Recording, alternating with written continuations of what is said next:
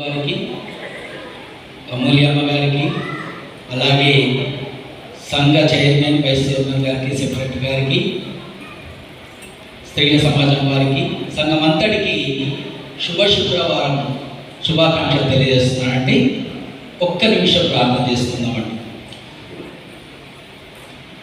మహోన్నతుడ రక్షకుడ స్తోత్రాలు తండ్రి, ఈరోజు ప్రభువా నీ ధ్యానాంశంలో ప్రభుత్వం నీవు పలికినటువంటి 5వ మాటగా నేను తప్పికొనుచున్నాను అనే మాట, నీ మాట నా నోట ప్రభుత్వాన్ని పలికించి నీ మహిమార్థమై వాడుకోమని ప్రభు యేసుక్రీస్తునామమున అడిగి వేడుకొంచున్నాను తండ్రి, ఆమేన్.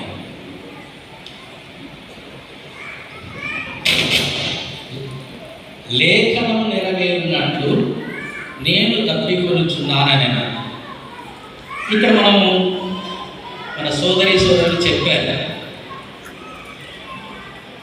యోహాను సువార్త 19వ అధ్యాయం 1వ వచనం, 6వ వచనం, 7వ వచనం చూసినట్లయితే పిలాతు దగ్గరికి తీసుకెళ్ళడం, యేసు పట్టుకొని ఆయన గొర్రెలతో కొట్టించడం, అందులో అర్థం ఉంది.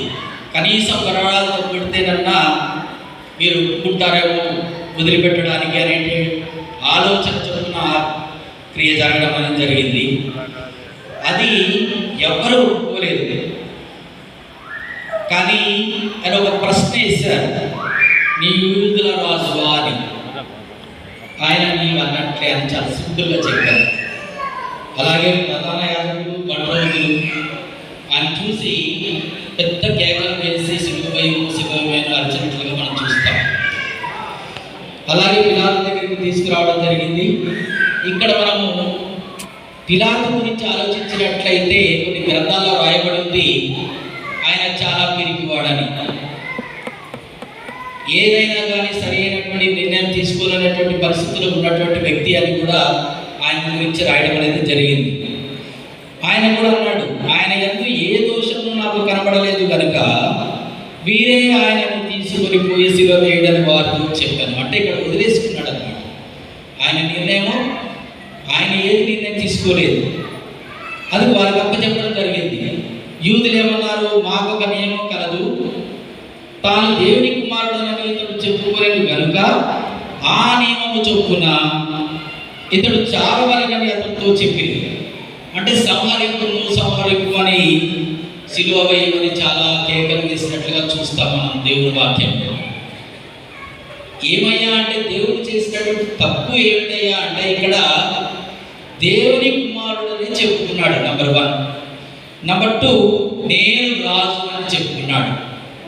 ఈ 2 కారణాలు అది సిలువ వేయమని చెప్పడానికి వారు ముందుకు వచ్చినటువంటి విషయాలు. కానీ ఇది చాలా తప్పులేమీ కాదు. ఎందుకంటే ఆయన నిజంగానే దేవుని కుమారుడు, ఆయన నిజానికి రాజు, ఆయన ఒక రాజ్యం ఉంది. మన దొంగ చెప్పినట్లుగా నీ రాజ్యంలో నన్ను జ్ఞాపకం చేసుకోమన్నాడు. అంటే ఆయన యొక్క రాజ్యం లేదని ఆయన నమ్మాడు, అది వాస్తవం. కానీ ఇక్కడ మాత్రం ఏంటి, కావాలని ఇవన్నీ చేస్తున్నటువంటి వారికి ఏమీ అవసరం లేదు. ఏంటయ్యా అంటే యేసును సిలువ వేయాలి అనేటటువంటి ఒక నినాదం తప్ప అక్కడ ఏమి మనకి కనిపించడం లేదు. అందుకే వీళ్ళందరూ ఏం చేశారు, రాజుగా అలంకరించాలనుకున్నారు. అందుకే రాజుగా అలంకరించాలనుకుంటే, ఒక రాజు మనం అలంకరించాలనుకుంటే ఏమేమి చేయాలి, రాజు కిరీటం పెట్టాలి. అందుకు వీళ్ళు ఏం చేశారు, ముళ్ళ కిరీటం పెట్టారు. అలాగే దండం కావాలి, దానికి ఏం చేశారు, రెల్లును ఆయన చేతిలో పెట్టడం జరిగింది. అలాగే వస్త్రాలు వేయాలి కాబట్టి ఎర్రని వస్త్రాలు ధరింపజేశారు. అలాగే సింహాసనం మీదకి ఆహ్వానించాలి కాబట్టి ఉమ్ములతోనూ, పిడిగుద్దులతోనూ, కొరడాల దెబ్బలతోనూ ఈయనని అలా హింసిస్తూ సింహాసనం దగ్గరికి తీసుకురావడం జరిగింది. అది కూడా సింహాసనం మీద కూర్చోబెట్టాలి. అంటే దెన్ ఇక్కడ వాళ్ళు ఏం చేశారు, శిలువ మీద వేలాడదీశారు. ఆయనకు రాజు అంటే 2 బండులు కావాలి. 2 బండులు కావాలంటే అటుపక్క ఇటుపక్క 2 దొంగల్ని శిలువ వేశారు. చూడండి, ఒక రాజుకు ఏ విధమైన సన్మానాలు చేయాలో దానికి అగైనెస్ట్ వేరుగా ఇక్కడ సన్మానాలు చేయడం అనేది జరిగింది. అక్కడ ఏదైనా కూడా చేయడం జరిగింది. రాజు అయితే శిలువ నుంచి దిగిరా, నిన్ను నువ్వు కాపాడుకో, మమ్మల్ని కూడా కాపాడు, నువ్వు ఆ మాత్రం చేయలేవా, నువ్వు రాజకుమారుడు అని చెప్తున్నావు, దేవుడి కుమారుడు అని చెప్తున్నావు కదా, నువ్వు రాజు అని చెప్తున్నావు కదా, సర్వం చేయగలవు కదా అని చెప్పి హేళన చేయడం అనేది జరుగుతుంది. అయినప్పటికీ యేసు ప్రభు వారు ప్రశాంతంగా అలాగే చూస్తూ ఉండిపోయారు. ఇలా మార్కు సువార్త 15:34 చూసినట్లయితే ఇందాక సోదరుడు చెప్పారు, ఏలోయి ఏలోయి లామా సబక్తాని అని బిగ్గర కేక వేసింది. నా దేవా నన్ను ఎందుకు చేయి విడిచితివి అని అర్థం. అంటే మధ్యాహ్నం 3 గంటల సమయంలో ఈ అరాబిక్ భాషలో మాట్లాడమని జరిగింది. అంటే అక్కడ దేవుడు చెయ్యి వదిలిపెట్టడం అనేది మనం చూస్తాం. ఇక్కడ చూసినట్లయితే దేవుడు చెయ్యదు. ఇంకొక విషయం మనం చూడవచ్చు. మత్తయి సువార్త 26:38-39 చూసినట్లయితే, అప్పుడు యేసు మరణమునంతగా నా ప్రాణం బహు దుఃఖములో మునిగి ఉన్నది, మీరు ఇక్కడ నిలిచి నాతో కూడా మెలకువనుండుడని చెప్పి కొంత దూరం వెళ్ళి సాగిలపడి, నా తండ్రి, సాధ్యమైతే ఈ గిన్నె నా యొద్ద నుండి తొలగిపోనిమ్ము, అయినను నా ఇష్ట ప్రకారం కాదు, నీ చిత్త ప్రకారమే కానిమ్మని ప్రార్థించను. అలాగే 1 పేతురు 2:24 చూస్తే, మనం పాపముల విషయమై చనిపోయి నీతి విషయమై జీవించినట్లు ఆయన తానే తన శరీరమందు మన పాపములను మ్రాను మీద మోసుకొనెను, ఆయన పొందిన గాయముల చేత మీరు స్వస్థ పొంది అని ఈ వాక్యం చెబుతుంది. అంటే మన కొరకే మ్రాను మీద వేలాడబడినట్లుగా ఉంది. ఇక్కడ మరణం గిన్నె అని వర్ణించబడింది. నా తండ్రి, సాధ్యమైతే ఈ గిన్నె నా యొద్ద నుండి తొలగిపోనివ్వు, అయినను నా ఇష్ట ప్రకారం కాదు, నీ చిత్త ప్రకారమే కానిమ్మని ప్రార్థించను. ఇది లూకా సువార్త 22:44 చూస్తే, ఆయన వేదన పడి మరింత ఆతురతగా ప్రార్థన చేయగా, ఆయన వేదన పడ్డట్టుగా చూస్తాం మనం. ఎందుకు వేదన పడ్డాడు? అక్కడ ఉన్నటువంటి ప్రజలందరూ కూడా చేసినటువంటి పాపాలు, రోగాలు, శాపాలు అనేకమైనమాట, అవన్నీ చూశాడు ప్రభువారు. మన జీవ గ్రంథంలో చూస్తాం, ఎంతోమంది రోగగ్రస్తుల్ని ఆయన కాపాడినట్లుగా, దయ్యాలు పట్టినటువంటి వారిని కాపాడబడినట్లుగా, అట్లాగే పూజ చేయవాళ్ళను, గలవాడిని, గుడ్డి వాళ్ళను, కుష్టు రోగిస్తులను, ఎన్ని పాపాలు, ఇవన్నీ కూడా ఆయన మీద మోపబడ్డాయి. అందుకే తండ్రి అంటాడు, చెయ్యి విడిచిపెట్టడానికి కారణం ఆ సమయంలో యేసు ప్రభు వారు శాపగ్రస్తుడిగా కనిపించాడు. ఎన్నో పాపాలు ఆయన నెత్తి మీద మోపబడ్డాయని ఇక్కడ వర్ణించబడింది. ఇక్కడ యోహాను సువార్త మనం చదువుకున్నది 19:28 అటు తర్వాత సమస్తమును అప్పటికి సమాప్తమైనదని యేసు ఎరిగి లేఖనము నెరవేరినట్లు నేను దప్పికొనుచున్నానని. ఇక్కడ లేఖనాలు కొన్ని వేల సంవత్సరాల క్రితమే కీర్తనాకారుడు ద్వారా రాయించబడ్డాయి. ఆయన పుట్టినది మొదలు చనిపోయేంత వరకు కూడా లేఖనాలే. ఆయన మనిషిగా ఉన్నాడు, ఎట్ ఎ టైం దేవుని కుమారుడు, దేవుడిగా కూడా ఉన్నాడు. ఆయన మహిమ గలవాడు, ఆశ్చర్యకారుడు, అద్భుతకరుడు. అయినప్పటికీ కూడా నేను దేవుణ్ణి అనే ఆయన ఏవి ఆయన వాడుకోవాలి, ఒక మానవుడిలాగానే ఆకలి వేసింది తిన్నాడు, దాహం వేసింది నీరు తాగాడు, మన మధ్యనే సంచరించాడు, మనలాగానే జీవించాడు, కష్టాలు పడ్డాడు, ఏడ్చాడు, రోదన పడ్డాడు, ములిగాడు, ప్రార్థించాడు తండ్రికి. ఎన్నో వేదనలు, శోధనలు. ఆ వేదన శోధన ఆయన మరణం కింద తొలగించమని అడగడానికి ఒక కారణం ఉందంట. ఆయన పడినటువంటి చింతాక్రాంతుడై పడినటువంటి వేదనలో ఆయన స్వేద రంధ్రాల నుంచి చెమటే కాకుండా ఆయన స్వేద రంధ్రాలు వెడలిపోయి రక్తం ముద్దలుగా బయటకు వచ్చినట్లుగా జీవగ్రంథాలు రాయబడింది. అంటే ఆ రోజే ఆయన మరణించే సమయం ఆసన్నమైంది. అందుకే ఆయన అడుగుతాడు, తండ్రి ఈ గిన్నె నా నుండి తొలగించమంటాడు. మరణ గిన్నె, మరణ నింద తొలగించాడు. లేకపోతే యేసు ప్రభు వారు ఆనాడే మరణించువారేమో. ఆయన ఆ రోజు మరణించినట్లయితే లేఖనాలు నెరవేరినట్టు ఆయన సిలువలో మరణం చెందేవాడు కాదు. అందుకే తండ్రి కూడా ఆ మరణము గిన్నెను తొలగించి ఉగ్రత గిన్నెకు అప్పగించాడు. అప్పుడు తండ్రి చెయ్యి వదిలినట్టుగా వర్ణించబడింది. వారు చేదు నాకు ఆహారంగా పెట్టిరి, నాకు దప్పికైనప్పుడు చిరకను త్రాగనిచ్చింది. చేదు చిరక అనేది దప్పి తీర్చలేదు, అది చేదు చిరక. ఏంటంటే అలంకరణ ప్రాయంగా మాత్రమే ఉంచబడింది అని ఇక్కడ చెప్పబడుతుంది. ఎందుకంటే ఆయనకి అసలు యాక్చువల్లీ ముందే సిలువ వేసినప్పుడే అక్కడ ఉన్నటువంటి వాళ్ళు మనం ఎలా దాహముని ఉన్నామో యేసు ప్రభు గారు కూడా దాహముని ఉన్నారని చెప్పి ముందే చిరకనివ్వడం అనేది జరిగింది. కానీ ఆయన తీసుకోలేదని ఉంటుంది ఇక్కడ. ఎందుకు అంటే సమయం ఉంది. ఇంకా యోహాను సువార్త 7:37-38 చూసినట్లయితే ఆ పండుగల మహాత్మైన అంత్యదినమున యేసు నిలిచి ఎవడైనా దప్పికొనిన ఎడల నా యొద్దకు వచ్చి దప్పి తీర్చుకునవలెను. ఇక్కడ యేసు ప్రభువారు అంటారు, దప్పికొనిన ఎడల నా యొద్దకు వచ్చి దప్పిక తీర్చుకొని అన్నారు.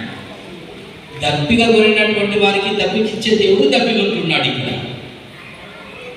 అది కూడా ఎలా అంటే నా యందు విశ్వాసం నుంచి వాడేవాడో లేఖనము చెప్పుకున్నట్లు వాని కడుపుల నుండి జీవజల నదులు పారునని బిగ్గరగా చెప్పాను. ఇది పర్ణశాల పండుగ రోజున జరిగినటువంటి విషయం. అలాగే యెషయా గ్రంథము 12:3-4 చూస్తే, కావున మీరు ఆనందపడి రక్షణాధారమైన బావులలో నుండి నీళ్లు చేదుకుందరు, ఆ దినమున మీరు అలాగందరు. యెహోవాను స్తుతించుడి, ఆయన నామమును ప్రకటించుడి, జనములలో ఆయన క్రియలను ప్రచురం చేయుడి, ఆయన నామం ఘనమైనది, జ్ఞాపకముకు తెచ్చుకోండి. పొడి నేలల్లో కూడా జీవజల నదులు పారించే దేవుడు. ఎందుకంటే మనము పాత నిబంధన గ్రంథంలో చూసినట్లయితే అరణ్య మార్గంలో ప్రయాణిస్తున్నటువంటి వాడి బండ నుంచి నీళ్ళు ఇచ్చినటువంటి దేవుడు, ఆకాశం నుంచి కుంభవృష్టిని కురిపించినటువంటి దేవుడు. ఆ దేవుడు జీవజలం ఇచ్చేటటువంటి దేవుడు. అందుకే కొన్ని విషయాల్లో పచ్చని ఆకులతో నిండినటువంటి చెట్టుగా కూడా వర్ణించబడుతుంది దేవుని వాక్యం. దేవుని స్తుతించాలి అనుదినం అనేది ఇక్కడ చెప్పబడుతుంది. అలాగే యోహాను సువార్త 3:16 చూస్తే, దేవుడు లోకం ఎంతో ప్రేమించాడు. నిజమే, దేవుడు ఎంతో ప్రేమించాడు లోకాన్ని, కానీ మనల్ని ప్రేమించొద్దన్నాడు. ఎందుకని? ఈ లోకంలో ఉన్నదంతా కూడా పాపమే, పాప దాహమే, ధనదాహం, వ్యభిచార దాహం, ఎటు చూసిన పాపాలే. పాపాల మధ్యలో, పాపాల ఊపిల మధ్యలో జీవిస్తున్నాం మనం. అందుకే లోకాన్ని ప్రేమించొద్దు అన్నాడు. కానీ దేవుడు మాత్రం లోకం ఎంతో ప్రేమించాడు. అంటే లోకము అంటే మన దేవుడు ఎంతో ప్రేమించాడు. ఫస్ట్ ఆయనే ప్రేమించాడు, తర్వాతనే మనం ప్రేమిస్తున్నాం ఇప్పుడు. అందుకే అన్నాడు, ఈ లోకంలో ఉన్నంత వరకు మనం పరిశుద్ధులుగా జీవించాలి. నేను పరిశుద్ధుడు కాబట్టి మీరు పరిశుద్ధులే జీవించండి అంటారు.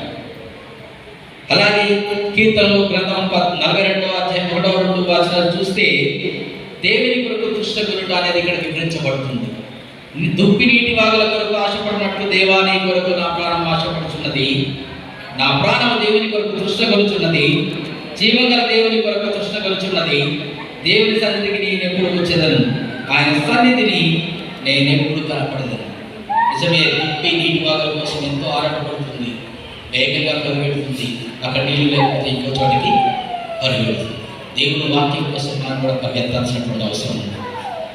నీతిమంతుల కోసం దేవుడు దప్పిక తీర్చేటటువంటి దేవుడు, కానీ నేను దప్పికొలుచున్నాను అంటున్నాను.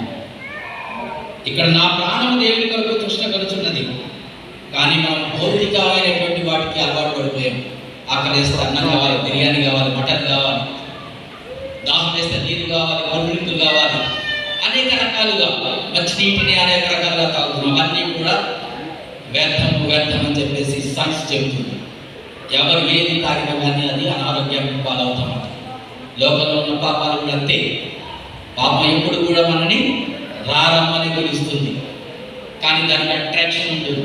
ఆ అట్రాక్షన్కి ఆదాం కాలంలో చూస్తే ఒక పండు కోసం అట్రాక్షన్ అయింది, అప్పుడే ఆ పాపం రూపంలో పడిపోయారు. కానీ ఆ టైంలోనైతే మహిమైశ్వర్య వస్త్రాలతో జీవించారట, దేవుడితో పాటు సంచరించారు వాళ్ళు. అసలు వేద రంధ్రాలు కూడా లేవంట వాళ్ళకి ఆ టైంలో. ఎప్పుడైతే పాపం రూపంలో పడ్డారో అప్పుడే మానవులుగా వారిని ఎట్టి వేయబడ్డారు. మళ్ళీ తిరిగి ఆ తోటలోకి ఆహ్వానించబడలేదు అని వర్ణిస్తుంది దేవుని వాక్యం. అలాగే కీర్తనలు 63వ అధ్యాయం 2వ వచనం 3వ వచనం చూస్తే, నీ బలమును నీ ప్రభావమును చూడవలెనని పరిశుద్ధాలయమును నేను ఎంతో ఆశతో ఈ తట్టు కనిపెట్టి ఉన్నాను. నీళ్ళు లేక ఎండి ఉన్న దేశమందు నా ప్రాణం నీ కొరకు తృష్ణకొని ఉన్నది. నీ మీది ఆశ చేత నిన్ను చూడవలనని నా శరీరం కృషించుచున్నది. నీ కృప జీవం బట్టే ఉత్తమం, నా పెదవులు నిన్ను స్తుతించు. ఈ విధంగా ఉండాలని లోతైన అనుభవం కావాలి ప్రతి ఒక్కరికి కూడా. దేవుని వాక్యంలో లేఖనాలు, దేవుడే లేఖనాలను బట్టి ఆయన లేఖనములు నెరవేరునట్టు అన్నాడు. నేను దప్పికొనుచున్నాను అన్నాడు. అలాగే మత్తయి సువార్త 5వ అధ్యాయం 6వ వచనం, నీతి కొరకు ఆకలి దప్పులు గల వారు ధన్యులు, వారు తృప్తిపరచబడుతారు. ఆకలి దప్పులు అనేవి శిష్యుడు నీతి కొరకై తీవ్రమైన వాంఛ కలిగి ఉండాలని ఇక్కడ చెబుతున్నాడు. నిజమే, నీతి కావాలి, నీతిని అనుసరించాలి. అలాగే ఇక్కడ ఇంకో విషయం మనం తీసుకువచ్చాడు, తీరని దాహం. ఇది అందరికీ తెలిసిన విషయమే. లూకాసు వార్త 10వ అధ్యాయం 23వ వచనం 24వ వచనం. ధనవంతుడు లాజరు విషయం ఇక్కడ. అప్పుడు అతడు పాతాళంలో బాధపడుతూ కన్నులెత్తి దూరం నుండి అబ్రహామును అతడు రొమ్మున ఆనుకొని ఉన్న లాజరును చూచి, తండ్రి అయిన అబ్రహామా, నా యందు కనికరపడి తన ప్రేలికలను నీళ్లలో ముంచి నా నాలుకను చల్లార్చుటకు లాజరును పంపుము.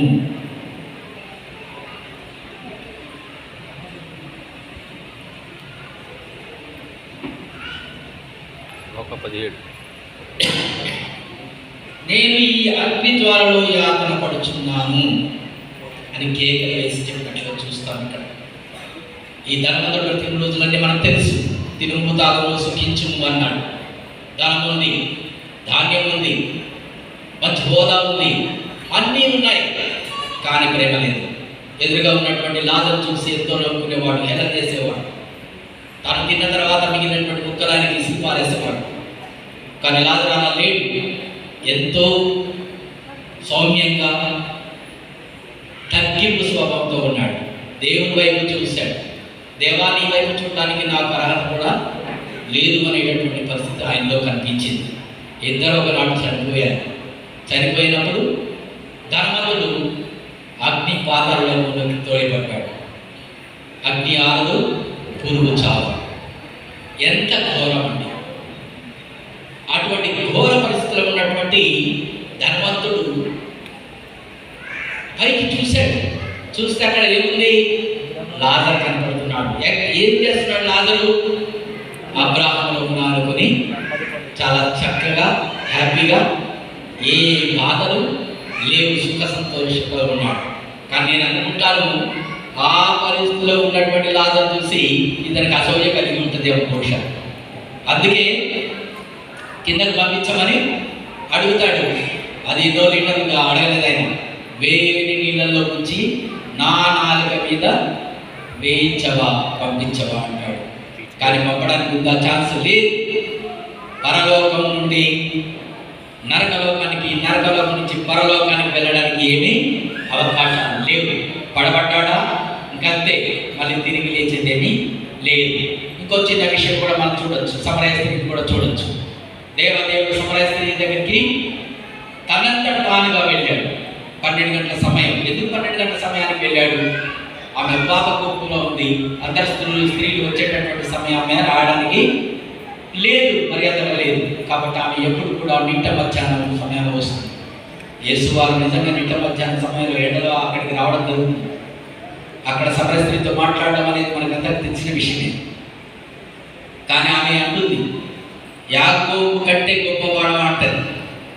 నేను ఇచ్చేటటువంటి వరమును జీవజలములను పొందుకున్నట్లయితే నీవే నన్ను ముందు అడుగుతావు అంటుంది. కానీ ఆమె మాత్రం అక్కడ బావిలో నీళ్ళ గురించి ఆలోచిస్తూ ఉంటుంది. కానీ చివరికి జీవజలం ఆమెకి ఇస్తున్నట్టుగా మనం చూస్తాం. కానీ ఆ స్త్రీ మాత్రం వచ్చేది దేవుడికి దాహంగా నీళ్ళు ఇచ్చినట్టుగా మనం చూడమంటాడు. ఆ జీవజలంలో పొందుతున్నటువంటి ఆ స్త్రీ ఏం చేసింది? సుక్కోతు గ్రామంలోకి పరిగెత్తింది, కుండను అక్కడ పడేసింది. ఆమె ఎందుకు వచ్చిందో కూడా ఆలోచన లేదు. కేవలం యేసు అని నమ్మింది. ఎందుకు నమ్మింది?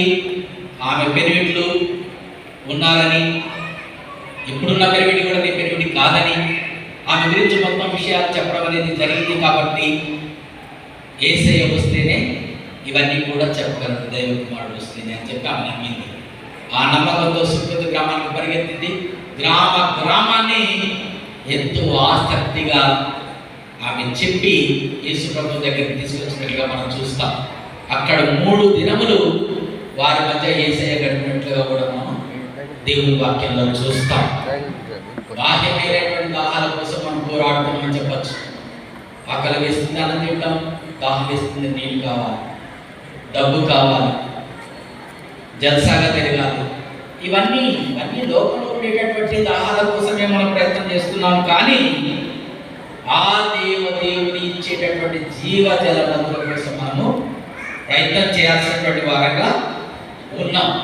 అందుకే దేవుని వాక్యంలో అంటూ, శాపగ్రస్తులుగా కాకుండా నీతిమంతులుగా, నా రాజ్య వారసులుగా, నేను ఇష్టపడేటువంటి బిడ్డలుగా మీరు వర్తిల్లాలని దేవుని వాక్యం సెలవిస్తుంది. అట్టి రీతిగా మనం దేవుని దాహం తీర్చేవారుగా ఎంచబడాలని కోరుకుంటూ ఈ చిన్న ఉపన్యాసాన్ని ముగిస్తున్నాను. అవకాశం ఇచ్చినటువంటి పెద్దలకు ధన్యవాదాలు తెలుస్తున్నాను. నమస్తే.